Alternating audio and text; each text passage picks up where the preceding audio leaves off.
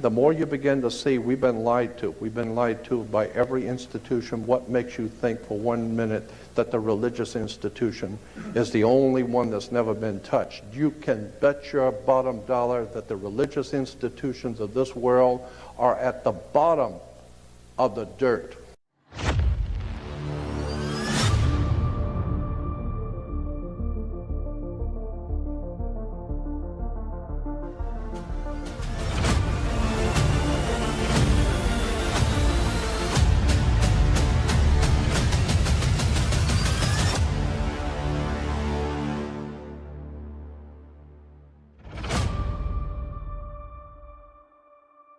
Welcome to Truth versus Authority. I'm Roderick Martin, a.k.a. The Symbolizer, TV personality, UFO investigator, award-winning podcast host, backed by Truth Seekers, streaming right here on YouTube and reaching thousands of podcast listeners across 126 countries worldwide.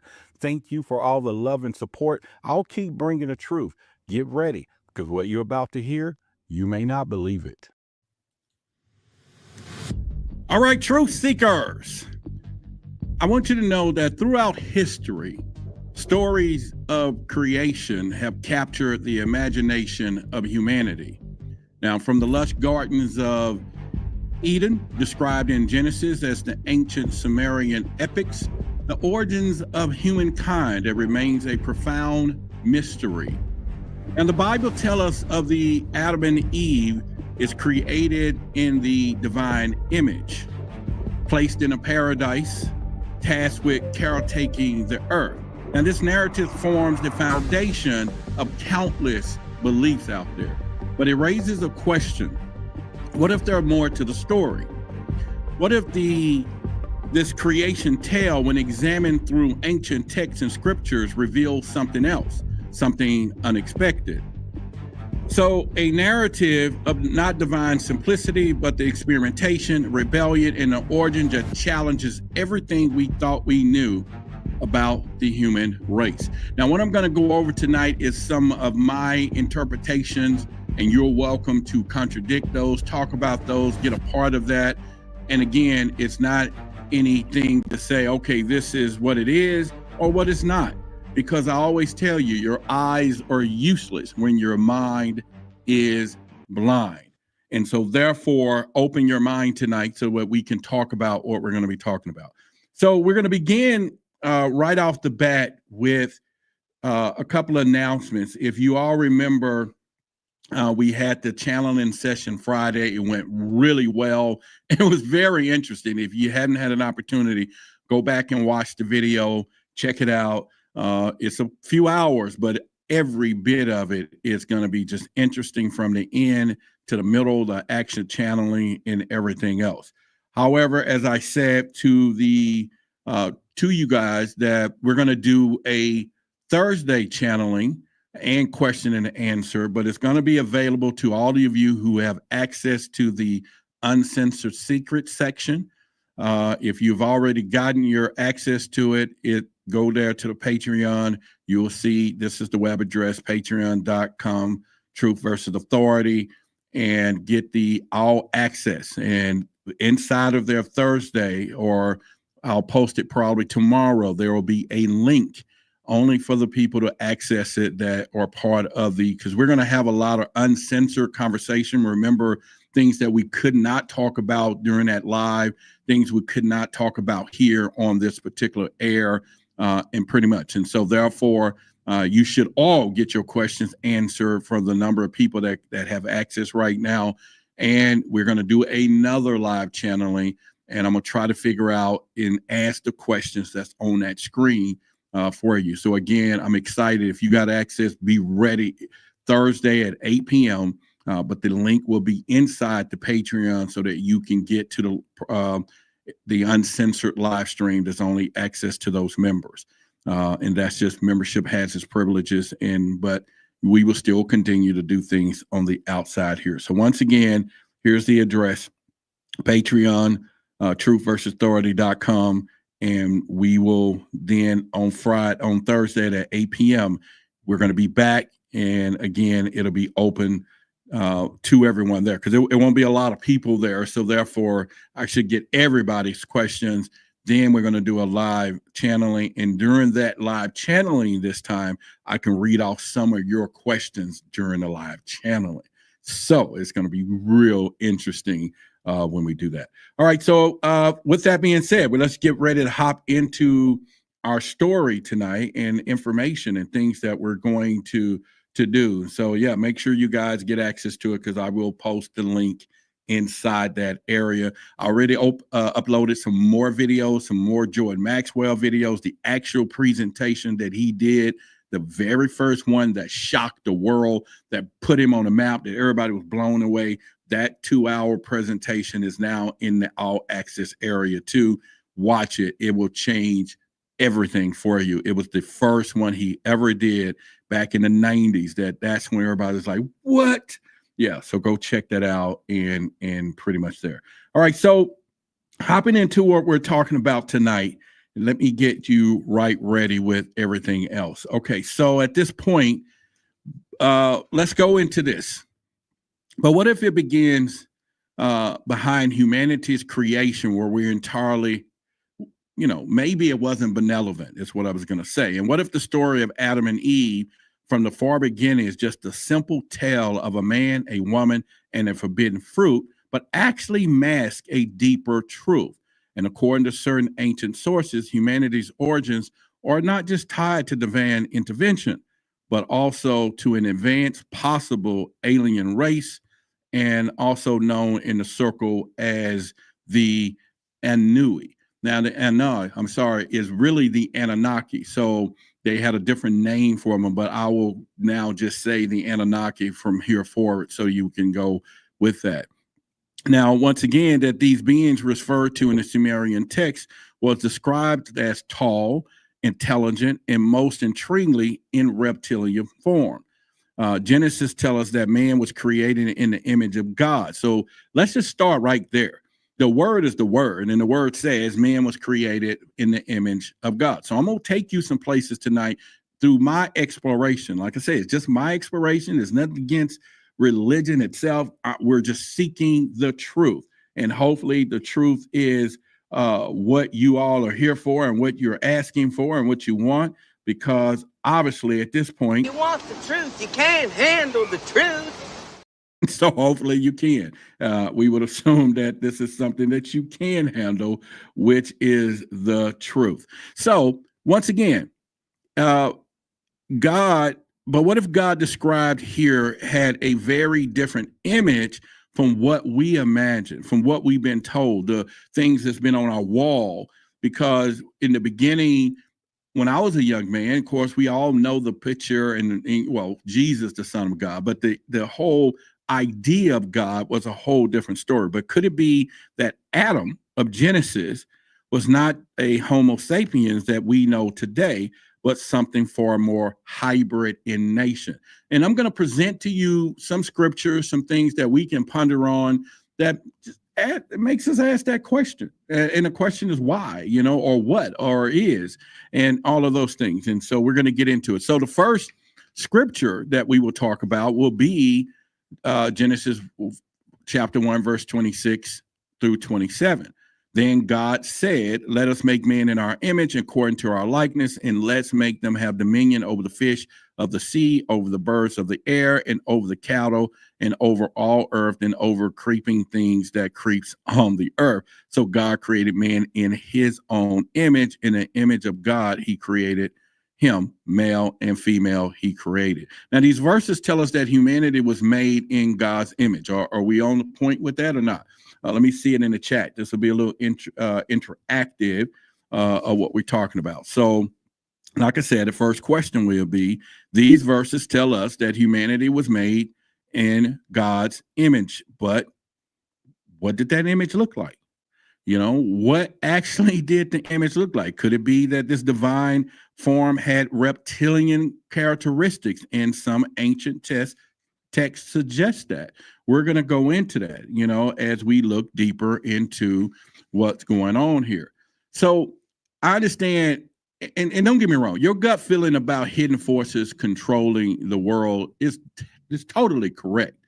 And I will say the reptilian agenda has been in play for centuries. And we're just going to go through all that as we seek the truth. So let me put up another slide as we go into what we're going to be talking about here. This first slide, once again, states that man was created in God's likeness and everything else. But this raises a profound question. What does it mean in his image? Most of us imagine a benevolent creature, or perhaps humanoid. But could the divine image be something for ancient and enigmatic? Ancient texts and scriptures suggest a possibility that challenged the conventional belief. And what if the creators of humankind were in reptilian form? Okay, I know it. I just said it. I said it. You know, I'm gonna get whacked for it or whatever. But you know, y'all can get involved with this conversation and tell me what you think. We're gonna go through this together in the text. And like I said, this is just me going through this. And yeah, the phrase says we're a copy of God. But like I say, let's go down this rabbit hole tonight, and we're just going to ask you a few questions. And so in Genesis 2, verse 7, it says, "And the Lord God formed man of his dust from the ground and breathed into his nostrils, breathed into life, and man became a living being." Now listen to this. Here we see the concept of man being formed from clay, similar to the Sumerian myth, which describes the Anunnaki creating humans by mixing their essence with the clay of the earth. And both the narratives of humanity is shaped deliberately, almost scientifically. Let me say that again, almost scientifically by a superior entity. So we can always pretty assume that all of us didn't come from Adam and Eve. So let's just start there, but we can say there was a bunch of Adam and Eves here, the beginning of all of this. But it's just all 5 billion of us, we could at least think about that we did not all come from Adam and Eve. Are we on point there? Are we there? And I'm going to keep going because I'm going to take you on a journey tonight. Okay. And like I said, let this be a reflection of the research that I was doing and some interpretations. And then you could also give me your whatever, roll it out in the chat on what you think as well. So let me continue on this journey as we go here. All right. So this other part here is, once again, when we talk about what God said, but let's go to Genesis chapter 3:1. It says, "Now the serpent." Okay. So let's start right there. It's in the Bible. So I'm just pulling this from the Bible. I'm not making this up. I'm just trying to interpret what I'm reading, because your eyes are useless when your mind is blind. Okay. And I'm gonna wait. Y'all see my hat. This hat is also on the website now. Okay. So let's go back. "Now the serpent was more cunning than any other beast to feel what the Lord had made. And he said to woman, Has God indeed said, you should not eat of the tree of the garden?" Now, in this pivotal moment, the serpent tempts Eve. We know that, bringing knowledge and eventually exile from Eden. But who? That's the question. Or what was the serpent? Who was the serpent? Now, I know we have this, and I've been raised, or like I say, here's a moment that it took me back to when I was young. The serpent being evil, or man, is the tongue, the sniff tongue of a snake, all of this stuff. All right, so let's go here. Now, some interpretations suggest it wasn't merely an animal, but a representation of a reptilian beings tied to humanity's creation. The serpent's cunning is in association with knowledge and its central role in humanity's fall, aligned closely with the description of the Anu in Mesopotamian text, which was the Anunnaki. Okay, so that sets the foundation for what we're thinking about in this part. And we just have to think about, is this a more pivotal situation? When you go into this, is it pivotal that bringing the knowledge and exile from Eden? But once again, it also is the staple of the stories that we have out there. Now, in the book of Jubilees, it's mentioned that Adam's role in the garden was to tend and protect it, a task eerily similar to the counts of the Anunnaki, creating humanity as a workforce. but the description of Adam's duties, such as managing the land, the waterways, matches the Sumerian epics, where humans were designed to relieve gods of labor. And I said gods with an S. The serpent prominence in Genesis narrative mirrors the role of ancient cultures. For example, we can get in, let me get my notes. So for example, in Greek mythology, the garden of Hesperides was guarded by a serpent. Now, reason I'm bringing this up, because when you start looking at all these Greek stories, ancient mythology from India, from Africa, all of them talks about the serpent in such a way that it was a pivotal thing within our communities, or should I say, as we look into it. So think about the Sumerian tablets. But before we do that, the world was designed, I should say, to keep you in the dark about reptilian control. But now that you're waking up, I think you will get a better understanding. If you're just joining us, this is just some things that I was looking at. We're on this journey together so that we all can do this together as we go. But anyway, let's look at the Sumerian tablets here. Now, the Sumerian created an epic describes the Anu, and again, this is the Anunnaki, a group of powerful beings descended to Earth to establish cities, mine resources, and eventually create humanity to serve them. These beings are described as tall, intelligent, reptilian in form. The key connection to Genesis is that the Sumerian depiction of the Anu crafted humanity mirrors 2:7, where God forms man from dust, and the parallel suggests an origin of creation stories, possibly the deeper truth. Once again, they were in reptilian form, and it says that we were created in their likeness. Now, there's said that our genetics have changed about 64 times, so you can imagine how we got from there to there. So, and again, we'll cover some of that. Anyone got any questions or not questions or statements you want to add to what we're talking about here, so we can kind of look at this from there? And okay, y'all having a chat with yourselves there. Okay. All right. So let me continue down this rabbit hole, and we're just going to go on this journey together. And like I said, we're just going to continue. All right. So the next part of this will be the serpent motif in global cultures. Now, the serpents appear repeatedly in creation story and myth. In Genesis 3, the serpent tempts Eve, associated with knowledge and transformation. And I want you to focus on that word, knowledge and transformation, because this is the key to it all. I think this is the key to the mysteries. This is the key to secret societies and all these reptilians or snake rituals or all of this stuff, because it all boils down to knowledge and transformation. Follow the story along, because it's going to be prevalent or real important that we cross that ground, knowledge and transformation. But the whole point I'm saying is could be and why things have changed for us on one side of the fence, but all of the secret societies and all this say, no, it's different. So when you think about the Aztecs in Quetzalcoatl, a feathered serpent god created with or credited with humanity, you got the Nagas of Hinduism, and all of these. And here are, ancient sculptures of their gods. These people made these things. So could these recurring serpents figures represent memories of reptilian entities that interacted with earlier civilization? That's the question. Why do we have so much reptilian architect stories, pictures on buildings? Not just in one culture. We're talking all over the world, in the Aztecs, in the Indian culture, African culture. Like I said before, it's everywhere, or is everywhere.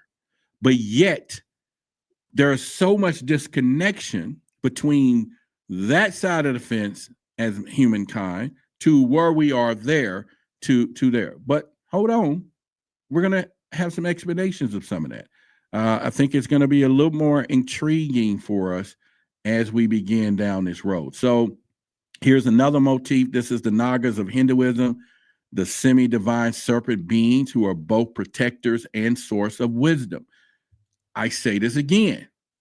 In some of these other religions besides us, where I grew up, the serpent is known for wisdom, is known for transformation, is known for, but over where my mom stands and taught me, it is the most evil part of the things you can think of.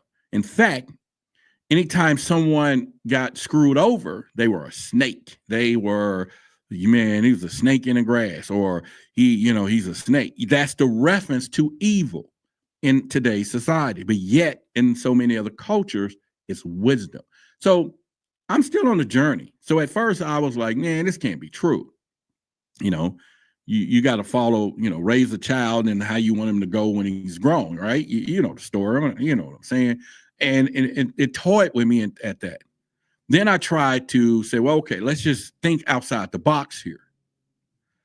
And could some of this stuff be real, or is there truth? Because truth is things that already has happened. You can't bend that, right?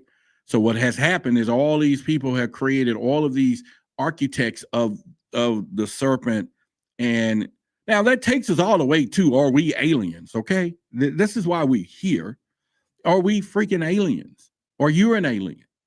Yeah, I know, modified like alien. Let me keep going. Let me keep going down the thing here. But where I'm going with this is that when you go to Genesis 6:1-4, it says, now it came to pass when man began to multiply on the face of earth, and the daughters were born to them. The sons of God saw the daughters of men, and they was beautiful, and took them as wives, and they all in who chose. And then the giants on earth these days also afterwards, when the sons of God into daughters of men, and the bore up children, they whatever. Okay, so what they're saying is that the sons of God mingling with humanity is the direct reference to beings divine or otherworldly origin intervene into human development. Now, could these sons of God be the Anu or Anunnaki or similar to reptilian beings? So if we think about the Nephilims, who were giants, and the Nephilims came from the Anunnakis, and the Anunnakis were reptilians. Okay, let me say that again. The reptilians were the Anunnaki. The Anunnaki, the ones that came in and said we're going to cross and hybrid with the women of men, and all of a sudden we got giants, and the giants were the Nephilims, and they were hybrids. And then all of a sudden, then we have another generation of us from the DNA. We're talking about DNA. Now, we can go all the way back to the kings and queens. We can go back to the illuminatis. We can go back to secret societies.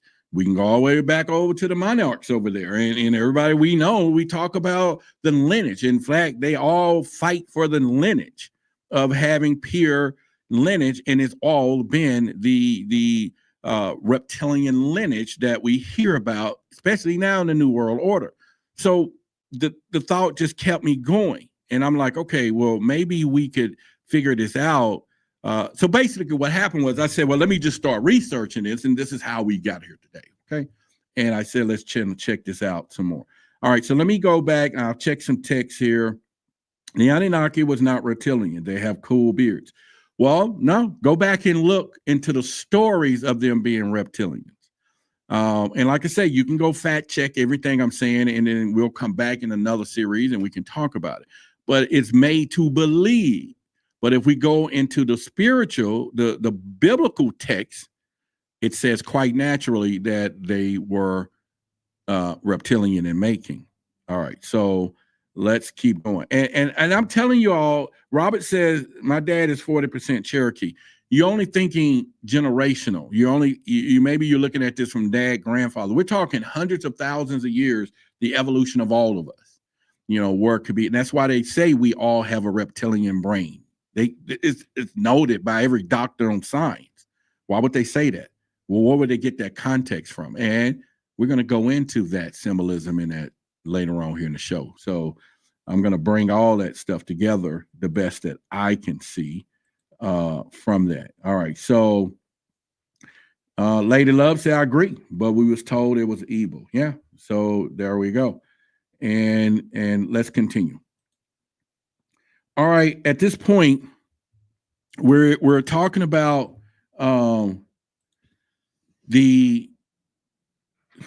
just reptilian, but I said it before, the Anunnaki stuff. But what if the explanation from Eden wasn't just a punishment? You know, the expulsion when they kicked us out and said, "Okay, let's get out of here, and we're going to do this." Because when you start thinking about it, that the God said, "Behold, man has become like us." You remember, He says, "Man has become like us," and that good and evil, and now let's put him out his hand and take on, you know, the rest from the tree of life, and he can eat and live forever. In other words, it's time for him to sweat, all of these things. Therefore, Lord sent him out the garden and Eve to live life out there. And so again, was the expel from Eden, was it a punishment, but was calculated act, or could it have been that humanity was engineered to remain dependent, subservient, and confined with specific boundaries? That is something that we will think about that once we go further into what we're doing. All right, so let me go there. This is that part. This is Genesis 3. And from chapter 22 to 24, I was just kind of reading some of that. But behold, man has become like one of us, and God, good and evil. And now let's put him out his hands and take also of the tree of life and eat and live forever. And therefore the Lord sent him out of the garden of Eden till the ground from which was taken. So he drove out man and he placed him, you know, east of the garden. So that question is, was it deliberate? Was it a plan? How was it? Was man getting too smart? Remember, there was a lot of stories that the Tower of Babel and man were trying to reach the gods, and that it was just a lot of, you know, when you got Icke and Enlil stories, that there was a lot of issues between that on man themselves and who was for and against, and was that expel on purpose. The other part of this, as we think about it, now here's where I want to get with you. If we want to talk about imagery and prevalent emblems and crest and artwork, the serpent staff of Hermes adapted as a symbol of healing and wisdom. Now, you can't make this up. So if it's evil, but yet everything in medical, which could be evil, the serpent is adapted as symbols of healing and wisdom. And the dragons and serpent in royal coats of arms, especially in Europe, and even in modern politics, reptilian conspiracy theory suggests that some of the leaders may not be entirely human. And this is all symbolic. Or is it a clue pointing to the influence of these reptilian entities? So take a look at that. This is our med staff. This is on every hospital. This is if you get hit in the head with a brick, you get hit in the head with a brick and you see that symbol, you're going to run in there for help. You're going to run in there for knowledge. You're going to run in there for transformation. I promise you. Somebody busts you in the head with a brick, and then you sitting there and you know, and you got to look for help, and you see that this emblem pop up. You're running in there because somehow you know that snake, that reptilian, that icon, that symbol is there to help you from that particular point. So again, I'm just throwing this out there. And these are things I'm asking. I'm not trying to say this is absolute. These are just my opinions and thoughts. And as I look into it, and there's some scholars in this live that some of you know different. And you may say, okay, Roderick, here it is. Jen says that, let me put this on. Jen says the Terra Papers note that reptilians was the hybrid race that took over after Marduk's reign and then kicked out everyone. All right, so there you go. And I know she knows she is a avid researcher, one of our researchers, you know, and so there you go. So Chris says the reptilian serpent dragon architect is the most Western cultures, modern pop cultures, and generally considered evil. Think of the Martian cobra like heat ray death in the War of the Worlds. Yeah, okay. So again, it's all about how they want us to see things.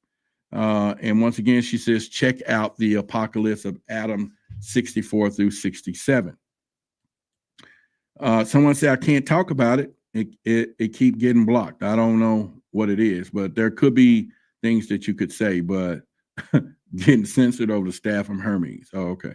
Yeah. So I don't know. It just, again, it could go through a lot of stuff. But when you think about the New World Order connections that they talk about, that the concept of a unified global government aligns eerily with the ancient accounts of Anu, which is, again, seeking to centralize power and control over humanity. And so the question was, could this be the modern manifestation of some of the same agenda that began in the Garden of Eden, or calculated plan to shape humanity's destiny according to the will of its creators?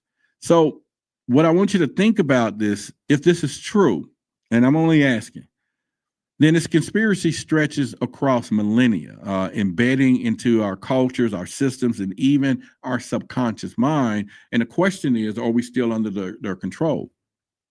Or have we unknowingly inherited the plans and carried them forward ourselves?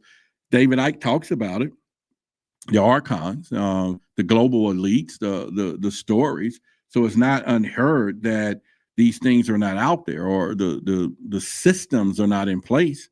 But we can only go back as far as what we think. But if you want to keep going, dating back to in the beginning, there was a whole different thing. And so Sam says, Genesis said Adam is a man, and then goes on to say man is the name of the species that comes in male and female form. So, all right. So there we go. The species. The staff of Moses, he put the snake on the stick. All right. All right. So that just, you all are verifying the fact that the symbolism of that has been around quite some time, the serpent symbolism. So it's not something that we're not aware of or haven't seen or have our eyes put on. So that's just something that we see. So I think we are in agreement of that. But if you have the power to understand the elite's reptilian agenda and take control of your own destiny, and this is what we're here for. It's time for us to, again, or your eyes are useless when your mind is blind, and when your mind is open, you can see things. And if you think reptilian is not here, then you just watch the channeling session that went on Monday. That okay, the Callus graced, Anthony did a live channeling session. If you haven't had opportunity, go back and watch that, okay, and go check it out. And then once again, Thursday at 8 p.m., offline, uncensored, we're going to get in some. Now I'm going to ask him some deep stuff, and you can ask him deep stuff, and whatever it is. I don't care. It's not censored. So the link, for all those who have the access to the Patreon, just make sure that you go in there and get that link at 8 p.m.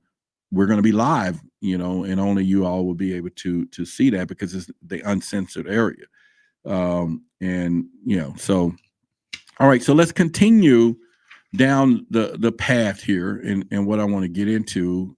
And at this point, I just want to say it's clear to many of these stories that we've been told, the stories that we thought understood, and maybe there are hidden meanings when we come to that. And what is the myth of God, angels, and serpents? What if they're not just symbolic, but a fragment memories of actual events? And we can re-examine some of those, mostly the familiar tales, with a new perspective in mind. So we'll be able to do that when the time comes. And all right, so what am I looking at, Jen? Put it in the chat there, so I'll know. I have to zoom in on it, but okay, I'll reference back to it in just a second. All right.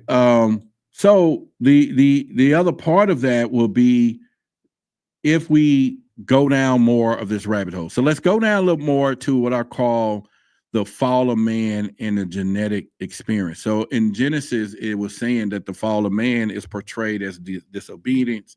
And then I think it was talking about Adam and Eve eating the forbidden fruit. We know that. But what if it was something deeper? That's what I started asking myself. I was like, what if it's something deeper? Now, ancient accounts like the Haggadah suggested Adam and Eve's bodies. Now, this is where it gets real. And then you can all tell me this is not there. That's fine. But the accounts like I think it's Haggadah, suggest that Adam and Eve's body was covered in luminous, scaly skin, which was shed after the fall, and this could represent transformation and perhaps even genetic modifications. Have anybody read that before? Have anybody heard that before, that Adam and Eve had luminous, scaly skin? If so, can Jen, have any of y'all heard that before? Anywhere? That Adam and Eve had scaly skin? That got me going like, all right, I was shocked. I was surprised. And I was like, wait a minute. What do you mean Adam and Eve got scaly skin? And that's a reptilian skin. It just, I don't know. So, some of y'all say you haven't heard it, but okay, I'm sure somebody has. But go look it up. It's in the, let me see if I've got an image for that, or did I? I thought I would have, and I don't know. All right, but here we go, right here. Yeah, I did. The ancient accounts, like the Haggadah, suggest that Adam and Eve's body was covered in luminous, scaly skin, which was shed after the fall, and this could represent the transformation, perhaps even genetic modification. Now, in Genesis 3, this is coming from the Bible, that then the eyes of both of them was open, and they knew that they were naked, and they sewed fig leaves together and made themselves a covering. Now, the story in this particular book that I have that I'm reading too, The Flying Serpents and Dragons, a really good book. They talk about that there was, I forget who he was, but anyway, he was guarding, I don't know if it was the tree of life or it was something. But anyway, while he would drink water, it was a dragon or it was something, whatever it was. A serpent came up and stole the whatever, took it, and then transformed. So the story has that when Adam and Eve was transformed, and of course they became naked, and of course in the Garden of Eden, we didn't need protection of clothing because it was scales. They had scales, or this luminous skin that you just saw up here in this picture. I'll put back up here on the screen. In fact, let me blow it up for you. So they wore, and remember the story says they had luminous and scaly skin. Now, when you think about the transformation or genetics over time, that now humans, or because they did find, when you go back to Icke and Enliv and the sister or whatever the name was, said what you seek is already here. There was a Neanderthal men walking around, ape-like men or whatever, and they all crossbred to become what we are. Well, the mammal side, or whatever they want to call it, because we couldn't procreate back then in the serpent things when we was in the garden, they now said that, okay, because we lost the scaly skin, now this is why today we wear protection, which is clothing, because that was the interpretation supposedly of the fig leaves, right? Because they lost the scales. All right, we're just talking though. We're just talking. We're just talking. And $ said the drawing of copper, if you know that story, ouch, is what he said. Huh. I hear you, brother. I hear you. All right. So as I go deeper, then if you think of the eyes of both were open and then they knew they were naked. So was the shame that they felt was a result of becoming aware of their hybrid nature? Now, what did they know? And did their transformation signal the beginning of human independence or their removal from that divine protection? The other part is we can talk about the serpent symbolism across the cultures, all right? And let me just kind of get into one in particular here, the umbrellas, all right? Many ancient myths associated with serpents with wisdom, immortality, and creation. The Ouroboros, if I'm pronouncing that right, is a serpent eating his own tail, symbolizing the eternity and cylindrical renewal. And so are these myths distorted recollection of the same reptilian figures described in the Sumerian and biblical accounts? Okay, so there we go again. Ancient civilization is talking about this stuff. They're talking about or ancient symbols and all of this is steady saying it's associated with wisdom and knowledge. And once again, what if you possess that knowledge? What if it's actual knowledge that we could access, or things that we need to know, or powers and stuff that's been hidden, but yet these rituals who are trying to activate that, credo mutua, that's the whole story. And we got that. I'm actually putting that whole interview inside the Access thing in a few days with him and David Icke. And we'll do some on the outside too, so some of y'all can kind of hear it. But he talks about the reptilians. That's all he said, and this all goes back to the Zulus, okay? And so this is not something that's just not this out there when it comes in. We can talk about the tree of life. In both Genesis and other traditions, the tree of life represent divine knowledge and immortality, and a protection by the Shebarim and the flaming sword could symbolize restricted access. Now, again, it describes wisdom as a tree of life of those who embrace it.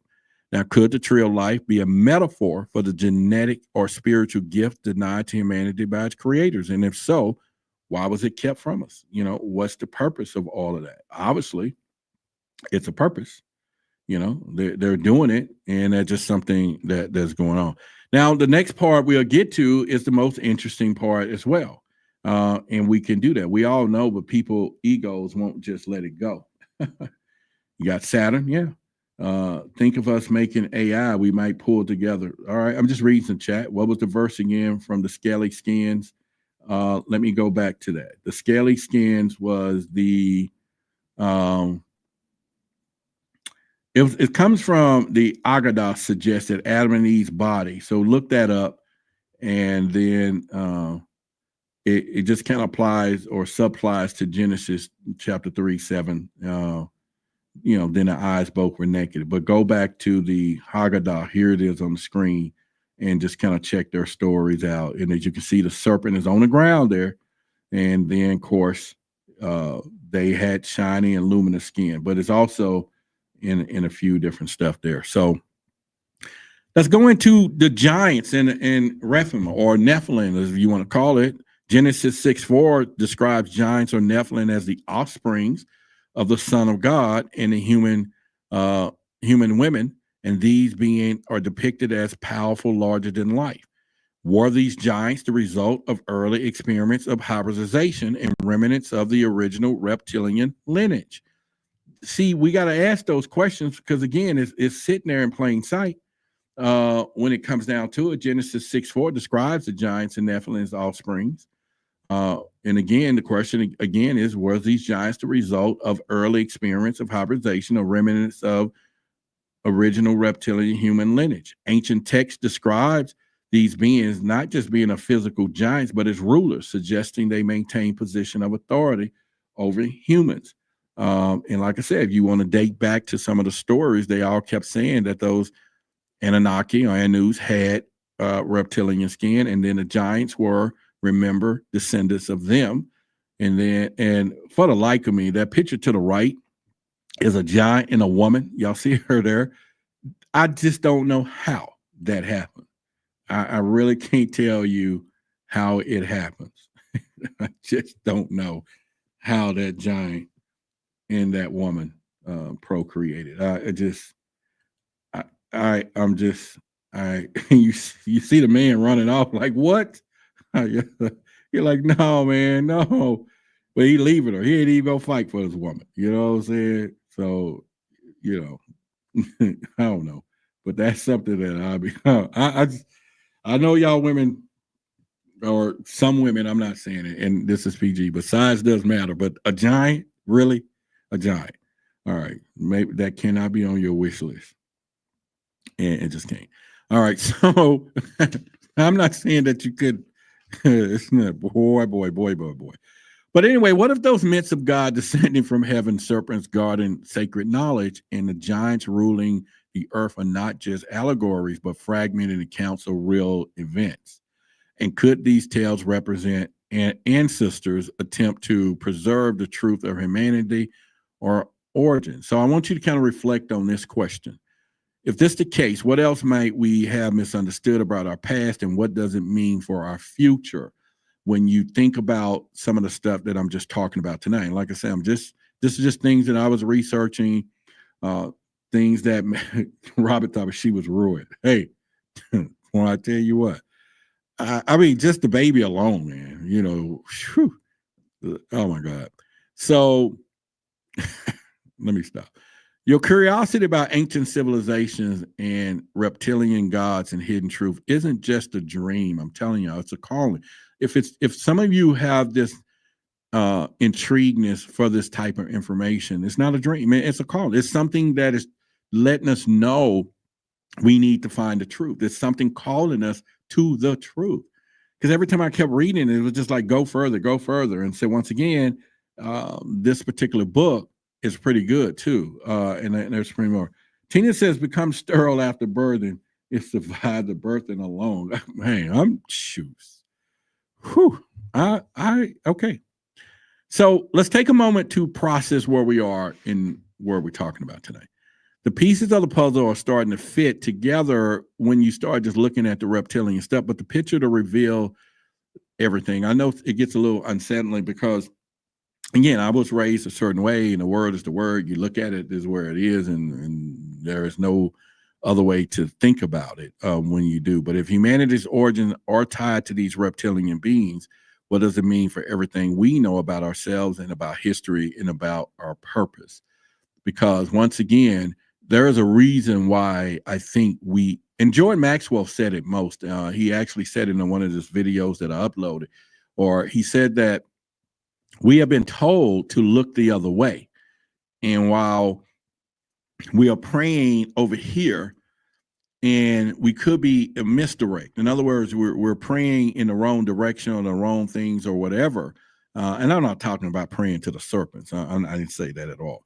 But what I'm saying is that there is a misdirect where there could be some access to knowledge of understanding that the perfect plan is to keep people from. It's almost like the story of the Wizard of Oz. The Wizard of Oz was designed that everyone was afraid of the wizard so that they could be abiding and follow the rules until Dorothy said, and Toto said, we're going to pull back the curtains and get the true knowledge. And it's something that, you know, is to really think about it. So let's think about some questions I want you to ponder on that I wrote here. If the Anunnaki or similar entities created humanity as a workforce, are we still fulfilling their original design, and our modern systems of power and control echoes of their ancient hierarchy? So if we go back to the story that man was created to be slaves or to be laborers, just because we don't see them now, does that mean that the agenda is not still in place? Zachariah Ascension talk about the 12th planet. They talk about Nibiru is on his way back, you know, in a 3,600 year cycle. So are we still in that agenda today? Are we still living into that? That's a question that we should ask ourselves, right? It's not something to think about it. Clark said, pay no attention to that man behind the curtains. So, you know, that is something to ponder on. The other part of the Bible describes humanity being expelled from Eden and denied access to the tree of life. If you remember, was this meant to keep us subservient, or was it a way to protect us from something dangerous? That's a question. On one hand, again, we are told to stay away from it. And once again, there's a link in the description. The away cats are on with the seal and eye right there too, or on the, you know, it's a different style. You know what I'm saying? I love it. I like it. But that's the question. You know, that's the question to reflect on, to think about, you know, that. And someone can answer that. Someone says, I have a total of topic. Okay, I'll get to that in a minute, Jeremiah. We're narrowing down here. And I'll just keep it posted here so I'll remember. Come back to it. And we'll do that. All right, so why does the serpent symbolism persist so strongly across time, from ancient myth to modern institution? Is it merely a symbol of wisdom or a signature left behind by the creators? You know, anybody want to answer that question? That's something that we can think about. And, you know, I have 7 interviews in the next week and a half to 2 weeks of people that has talked about, written about reptilian stuff. So we're going to start having those guests here. So y'all make sure you set those alerts if you haven't, because we're going to have some runs. We're going to talk about those reptilians in the celebrities and politics and shapeshifters, and the list goes on and on. The other part is being the reflection, I will call it. Let me kind of see what I have here for that. If you start thinking about it, the reflection said, then God said, behold, man has become like us to know good and evil. And now let's put out his hand and take also the tree of life and eat and eat and live forever. In this verse, a warning or declaration of control, where we deny something greater for fear of what we might become. So in other words, it's like the oldest trick in the book. Man got the knowledge. Remember the Tower of Babel building, we're gods. And then you hear some of the people and influencers say, hey, we're gods. The gods is in all of us, or all of this. Was it something that man discovered? And they said, we need to create this story to keep them away from this truth of the origin of how we are. Because now, again, there was a lot of stories of how, that I was reading in this book right here. Once again, you definitely want to check this out, that they was talking about how men were feeding, and it was so incomprehensible or irreprehensible or whatever, just so bad that was like, they don't need to see this. We can't set our eyes upon this. It's not, what we're looking at today. But we just want to think about, the religious side of stuff that we see these days and where it come from. And the other part is, if ancient rulers claim the divine lineage, often tying themselves to serpent-like deities. We see that all the time. Chinese, if you go back to China, is it Chinese or whatever? All of their ancient kings or rulers or whatever you want to call them said they were descendants of dragons, and dragons is the replication of reptilian. They all say that they have dragon entity. We know that in the secret society world, that the more pure of that reptilian stuff is what it is. You know what I'm saying? And it is things that these people are doing. You get what I'm saying? So it's something that you have to understand, that this is the truth of what's happening when it comes down to this. And so that's something for people to really think about when you look at this, across the board and everything else, once it comes down to this. So that's the other question. And then when you think about today, in global institutions, you're talking about the feathered serpent imagery or medical symbols that I just talked about, corporate logos. Could these symbols be a hidden reminder of who and what has always been in control? Because they like to do that. They like to put things right in plain sight. They have to. They like to put in plain sight. And we just see it. We're so used to it. We just think, okay, this is just what it is from there. So another part for us to think about here is, if the reptilian agenda is real, then everything we thought we knew about freedom, identity, power might be some type of illusion. It's just something we have to think about. What if it's not real? Then we do know so many ancient texts, myths, and even modern symbols point in the same direction. Why do they do that? If you look it up, like I say, in every culture it paints all the way back to the serpents and architect and all this, and just begs the question, were, Adam and Eve attached to reptilian DNA that goes all the way back to Anunnaki, the giants, the Nephilim, the hybrids, the whole 9 yards. And then over time, did it come, a different way?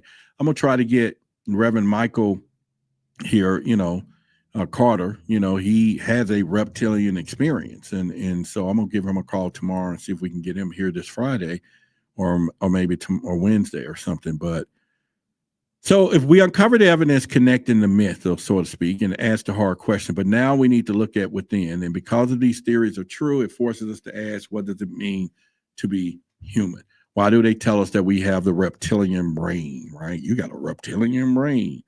They say it. Is it just something they're saying, or is it not? So I would say that the elites wanted us to feel powerless, and why not? Because they want to keep the truth from us. And I'm not saying that the truth is us to figure out that you're a part reptilian lizard or the DNA or who made us, but I'm just saying there could be something there that we need to look and find, and maybe we don't want to find it, like the Planet of the Apes. And when he, the dude said, "Don't go there. You're not gonna like what you find." And when he found that he was already on Earth and Earth has been destroyed, and he just said, the truth is going to hurt. And so I can imagine something a little different in that stuff from there. So here's the question that changes everything. If humanity was created, controlled and shaped by these reptilian beings or entities like them, what does it say about who we are today and about our purpose and about free will? Do we still truly have free will? Are things being controlled? Are we being manipulated, when it comes down to this? Because it is all about control. We know that, everything. And I think the more knowledge that you have creates the freedom. And I think that's the whole parable of life, knowledge, the wisdom, we think it's money, I would assume, and I tell everybody money is not everything. It's not. But however, I rate it right up there with oxygen. So it's not everything. So if we go into one of my last slides, I think that I have here, and we're talking about Genesis hint that for God knows that in the day you can eat it, your eyes. Yeah, he said, for God knows that in the day you eat it of, your eyes will be open and you will be like God, knowing good and evil. The serpent offered knowledge, but at what cost? That leads us to a lot of the stuff, the burden of knowledge, the ancient myth repeatedly associated with serpents and forbidden knowledge. When Adam and Eve gained the knowledge, they were cast out. What if the knowledge, the true unfiltered knowledge, was the one thing that could set us free? And if that is, should we be careful, wise guarded, or hidden, behind symbolism or the secret of millennia? It's one of the biggest secret out there. And so there could be some moral conflict. If these beings influence humanity, what does it make us? And are we part of some divine control of some crazy stuff? You just don't know what happens when you come down to these things. Let me kind of look in the chat here and see what some of y'all are saying. Neither reptilian nor various Anunnaki can access them. All right. And y'all having a conversation. I'm just scrolling and see if anything. Humans in the world combined of galactic. We have the reptilian DNA, some of it. Okay. That's what Karen says. All right. We all are related. All right. In Mexican, I have red hair and my mustache. All right. You got some scales. There are good, bad reptilians. Okay. We can know with that. And pretty much. And Kalask said we are cousins and everything else. And so that is something to put some things up. So real quickly, I'm just going to say it again. If you did attend, go back and watch the channeling. It's 3 hours Friday, but boy, in the middle, when we got to the actual channeling with Kalask, the reptilian race, and Anthony representing them, you just, oh man, it was just phenomenal. But like I said, if you now Thursday, we're here Monday, Wednesday, Friday. Y'all know that. So we're here Monday, Wednesday, and Fridays at 8 p.m. But on Thursday, we have a special live, but it won't be live. It'll be in a Patreon link for those members can go live. And like I say, it's all of you should be able to get it. It's not a big group there, but that means that whoever shows up, you can get your actual questions answered. We're going to do a Q&A, uncensored Q&A. I mean, now you can ask the most hideous stuff, insidious things that you want to ask, and we're going to ask the reptilian Kalask that as well. And so things that we just couldn't say on the outside, we're going to do it back there. So this will be one for the ages. And if you miss it, I would then put a upload of it in there as well, where you can still watch it if you come later or whenever you decide to get the access. But if you want to attend the actual live, uncensored live, the link will be in there starting tomorrow, but it's going to be 8 p.m. Thursday. Okay. So we're going to be back there rocking this thing. So, yep, Cart, I know you have access. So yeah, you're going to be there and check it out. Yeah. You're going to be there and pretty much, and do that and as we can roll from there.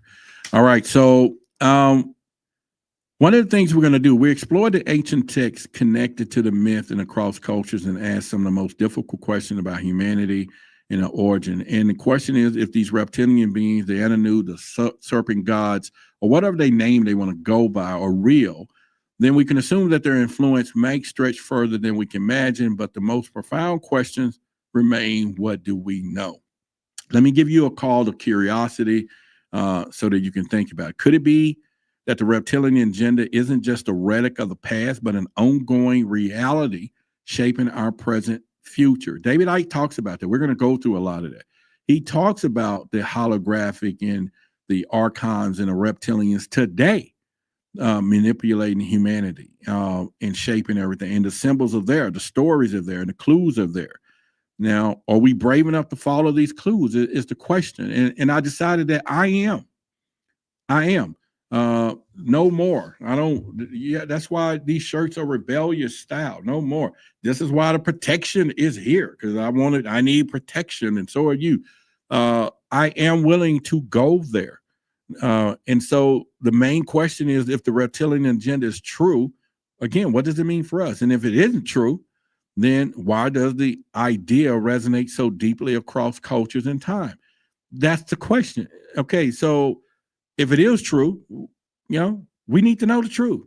And if it ain't true, then why is it everywhere? Why is it? Somebody tell me that. Why is it everywhere? Every ancient culture, civilizations, and the myth and all that. Why is there so much behind this if it's not true?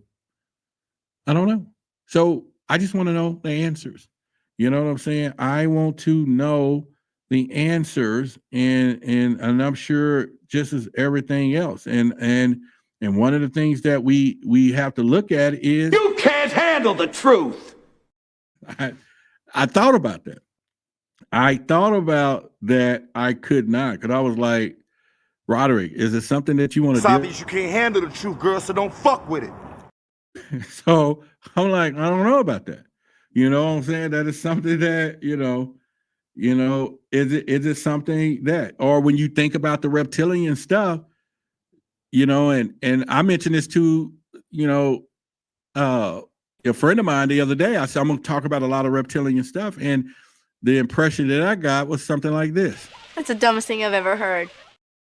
And I'm like, okay, I see why you felt that way. But, I just think, once again, it's something that we need to go down the road and look at. And so, let me get here. So what do y'all think? Are these ancient tales the symbol or just myth or the glimpse? I want y'all to answer this question in the chat. What do y'all think? So are these ancient tales and symbols just a myth, or are they glimpses into a hidden reality? A reality where humanity's story isn't just its own. Let me know your thoughts in the chats. I want to see your comments, and remember that the truth is out there, is waiting for us. And then once again, I could say the serpent has always represented hidden knowledge, and together we can uncover this and rewrite the stories that they don't want us to know. So I just want to hear what you all think when it comes down to it. I'm gonna try to scroll back and see if I can find that question that what's his name said earlier about a UFO or something. I'm just scrolling, and if it's too far back, then charge it. I missed it. Yeah, here we go. All right, so the question was, Mr. Martin, I have a question totally off the subject, but I'm really intrigued by this UFO narrative that they're trying to sell us, but there's a problem. How much of this stuff do you think is disinformation? All of it is disinformation. If when I say, all right, so my thing is this: the game of disclosure is never going to go away. There are so many people out there pushing disclosure is here. We're going to find out. The game will never go away. They're going to change the rules, and then when they change the rules, there's a new game. And I think they did it already. So there was a time that, for 70 years, we as ufologists and people were, the government is lying. They won't tell you the truth about aliens. They won't tell you the truth about UFOs, lying. And we program people to say that. It was just on everybody's lips. Then all of a sudden now disclosure saying, yeah, it's something flying around. We don't know where it is. The government is saying it. And now we got to go back and tell everybody, see, now the government is telling the truth. But yet we call them liars for eons, right? But then now it makes them look good that they're all saying that we're going to check into this stuff. We got stuff flying around that we don't know what it is. And let me tell y'all right now off the bat, anything flying around that we don't know what it is a UFO, unidentified flying object. So it could be anything. It could be another government, multinational corporation, technology. However, all aliens do use UFOs. So the two truths could be the same thing, right? When it comes down to it. So the game of disclosure is never going to go away, Jeremiah. It's never going to go away. They're just going to change the rules.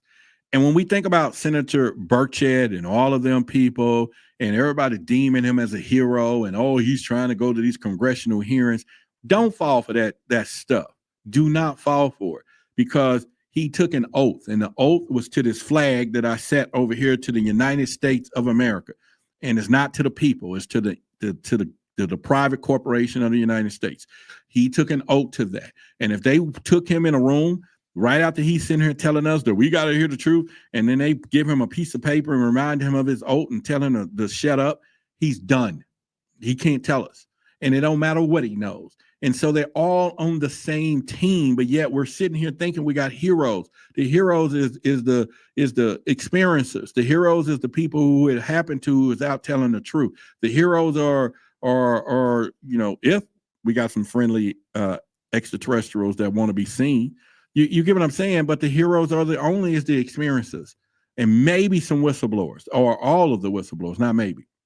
The whistleblowers and experiencers, but it's not anybody who is serving a political agenda or a political position that they have raised their hand and took an oath to the United States Corporation of America and saying that this is what they're doing. They're not on the same side. So don't believe that when we see in all these congressional hearings. It's a dog and pony shows called Wag the Dog, and that's all they're doing, because they're just going to change the rules. Disclosure will never go away. It's not going anywhere, because there's too much involved. Multinational corporations, money. Yeah, you think Elon's going to say, oh, by the way, we're going to Mars, right? And but we know there's alien life there. No, he ain't gonna post it on Twitter, no, or X. Oh no, it's not gonna happen. So we can't assume, and I hope that I just kind of go with that, because at this point, you just can't do it. And I'm not saying that one of you or one of your kids is gonna grow up and be the next politician, and then gonna break the truth. But I guarantee you, if your kid take the oath of the politician's oath that they're protecting the sovereignty of the United States, and then they come in and somebody tell them that this is national security, that you can't say this, they're done. They're not going to say it. They're going to have a choice. Whether they're going to go to humanity or over here, humanity over here. That's plain and simple. They're just not going to do it. It's not going to happen. So that's just one of those things. Well, anyway, I hope you enjoyed tonight's show. And if you did, if you have not gotten your access, and there's going to be other uncensored stuff there, that's fine. And if you can, if you can't, that's cool. That's how I want to support. I'm going to open up the line here, not line here. Let me put it up on top here. All right. So if you found value in tonight's show or anything, you can cash out. This is a community show. Whatever you think the value was, I would appreciate it. It's right there at the top. Cash out, $ Why the Big Secret. And if you find any value tonight, or you can support us by going and get some of your gear. That's truthversusauthority.store. The link is in the description, or go to whythebigsecret.com merch and maybe download some ebooks, or in any, support either which way you can, or you can just go to Patreon and just be a pledge $7. All that's helping. And like I said, for us to bring the truth, us, me, and the people around me, and all of those things. But in the meantime, I just want to say that, I love you all. That's one of the things I want to tell you, pretty much.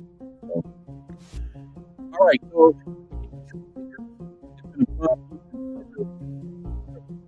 I'm Roderick Martin here with Truth versus Authority. And as always, the authority is the things that we have to watch today. Just because they're in a position of authority don't mean that there's truth. Truth is the authority, and that's what we're after. Now it comes in many forms and fashion. You are the truth, all right? And that's how we're going to roll it. But I also think that the authority is our mind sometimes, and your eyes are useless when your mind is blind is an indicator that they are always trying to give us deception of what we see. And then many of us run the operation of, I see it to believe it. Now, to do that is not the truth all the time, because if they can alter perception and reality of what we see, then it changes the actual truth. So our mind is what we need to protect the most. Our mind is the thing of what the wars are, what it's all about, for people to say, we want your mind. And if they can control your mind, it controls the limbs, it controls the actions, it controls your wisdom, your desires, and all the things out there. So don't let it happen. Open that mind, keep it open, and be open to get more information. Don't fall into what I call cognitive dissonance, or cognitive dissonance, where you hear some truth and all your life you thought it was untrue, and you cannot muster the change. You can't evolve. Otherwise, the opposite of that too. There's something that's untrue, that's been untrue, then you find out it's true. So be careful with those type of relationships, people, things, because that is a difficult task, to be in a relationship where someone cannot be presented with new reality of information and they cannot change, and you're evolving. It just won't add up. It won't match up. Wars have been fought over change of information of truth. Just know that. Many have perished at the hands of truth. I love you. And again, I've always loved you. And to my haters, once again, if you could hate on me and don't know me, that's fine. But I can still love you. And I do. I love you. All right, Truth Seekers, good night. And I will see you here Wednesday. And once again, you can support the show there, and there's links in the descriptions. Good night.